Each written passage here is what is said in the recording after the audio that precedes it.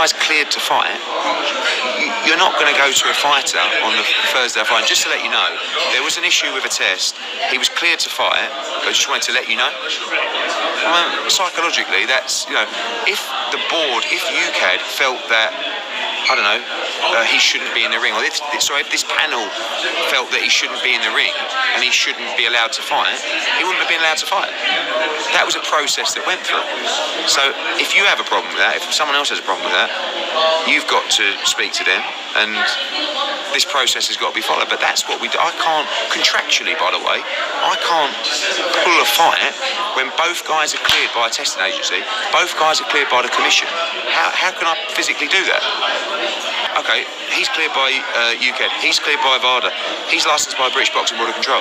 Oh no, guys, you can't have the fight anymore. Why? Oh, because we had an inquiry on that, and no, it's been dealt with. So I understand some of the arguments from people, but we have to follow the rules of the governing bodies and the people who are making the decisions, and all of those rules were followed.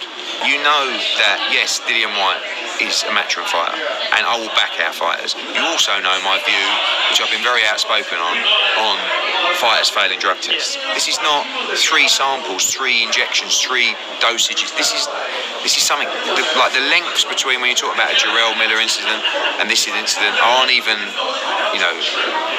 different levels. Totally different worlds. But they've got to be addressed. They were addressed. Now, if there's further addressment, again, I don't know. That's a situation with the Board of Control, and all I'm saying is the process was followed, right? And he was cleared to box. It wasn't deal with it later. It wasn't don't have a hearing. It was that hearing took place, and that decision was made. Welcome to another edition of IMO Sports with Pedro Justice.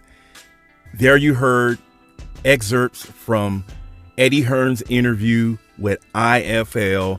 He's saying that they went through the due process and that there was no need to tell Oscar Rivas that Dillian Whyte had been cleared, that he shouldn't be let known that there was an issue. Why shouldn't he? I feel that they should have still let Oscar Rivas know. Whether Dillian Whyte spoke in front of the panel and they thought that they'll research it later and come back with the B sample. Basically, Eddie Hearn does sound as if he's talking in a slick manner. All he's basically said is that this is not similar to Big Baby Miller. They're worlds apart. Basically, Dillian Whyte told them what they needed to hear. What is it? Please, I protest this. I contest this. Please take my B sample. And then when you do that, we can talk again. That's all Dillian Whyte basically did, was just say, hey, I didn't fail, do my B test, and let's go on about with this fight. And so they adhered to that. And so when the B sample comes in, we will know the truth. Whether it's trace amounts or not, there was something in Dillian Whyte's system that put up a red flag. He discussed it with the panel, and they decided that they would listen to his request to do the B sample to prove it. But in the meantime, since the amounts maybe was that much, we'll go through with the fight and deal with the consequences later. What are your feelings about that? Let me know what you think. Until next time, it's Pedro Justice.